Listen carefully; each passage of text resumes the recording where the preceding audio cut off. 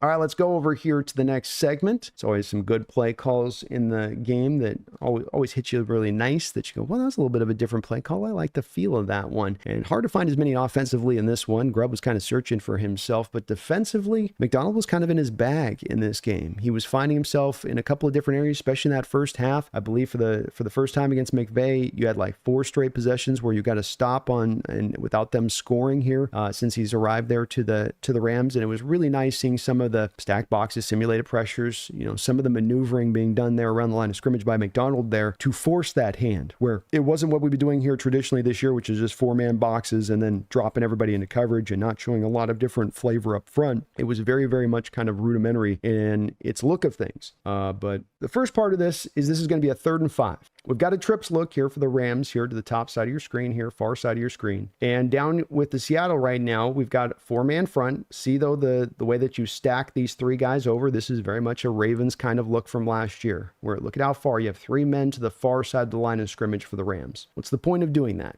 Well, you're trying to force one-on-ones for your guys across the board. It's what really ultimately the point of that is. And how you're setting this up is you're showing initially here with Dotson as first showing himself up where if Stafford fast snaps this, the Rams have to kind of play this like Dotson might be a blitzer. So you're just reinforcing left tackle to our right defensive end, then their guard into our defensive tackle, then you get their center, our defensive tackle, force that hand, and you also threaten the center, where if Dotson comes down on the center, now you've got a 3-2. You've got those 3 defensive linemen, so this does put the line in a bit of a pickle before the snap and having to figure out how they're going to deal with this. The obviously running back there to help you out, but you don't want any kind of situation here from a Rams pass blocking scenario where you want to end up with that running back having to deal with any of those down defensive linemen. So they're being aware of this, are the Rams. Stafford brings Kupp in motion to get a little bit better identification here on the play. Dotson moves out of the A-gap hole and transfers with Kupp then over the side. So moving with Kupp. I'm going to show you the reason in a second why. He then gets replaced by Ernest Jones on the play, though. So Ernest replaces him not fully into the A gap, but you can see he's still there relatively close to threaten the Rams there as a potential blitzer. And we know one of the things Ernest Jones does really well, of course, is blitz. It's one of the things that he's really good at. So let's get to the kind of money section of this play. And I'll play this a couple times here over, let you guys kind of see it. You get the incompletion on 3rd down here, and you get the pressure caused.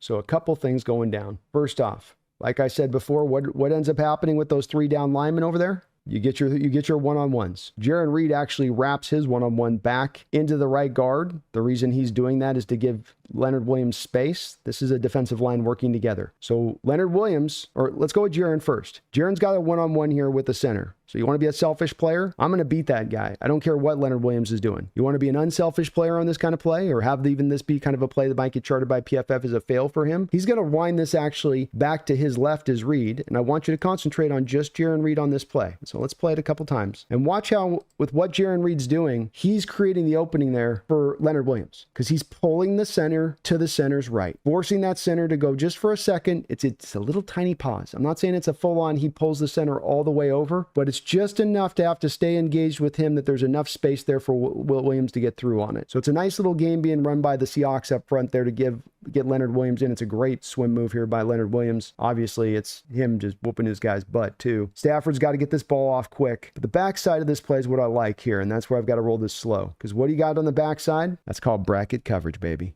This is what we call going at the tendencies and attacking the tendencies of the Rams. So you run this play. Dotson, he's going to, just like a bracket defender, like a cover 2 defender as a cornerback underneath, he's just going to run trail on Kupp, and then you have Woolen over the top all the way. It's a pure double team, and this is a nice little new mix from Macdonald this year. Prior years, we would have kept him one-on-one here with Woolen. Prior years, Dotson would have been sitting in zone in the middle of the field covering nobody. Instead, you wrap him underneath. You know that there's going to be the tendency of Stafford to want to go to Kupp. You know he's especially, I'm sure, in history of looking at the tape between these two, when you get Kupp moving in motion like that, I bet there's an even higher tendency of him going to him, especially when you got a down a distance of 3rd and 5. But look at that. Draped right over the top of him all the way. But I like at least the resolve defensively here to also attack the player you know is likely to get the ball. Don't be scared to bracket with double teams. Take him away on a play. Force Stafford to go somewhere else. And if Stafford forces the ball there, it's not going to be a completion to be had. Or he's going to have to make a miraculous throw to complete it. The pressure knocks down the throw. He didn't almost complete it because the ball does get knocked down here. But I just like the whole part of the workings of this play. There's a lot of complicated items going on in this play for something that might look kind of simple on the surface of it. And in prior years, these 3 down linemen here would have been stretched right across the board evenly, thus giving the offensive line an easier chance of getting the double team down on a guy like, let's say, Leonard Williams. Play call I liked. It's that play call that just, I don't know what it was, man. This one hit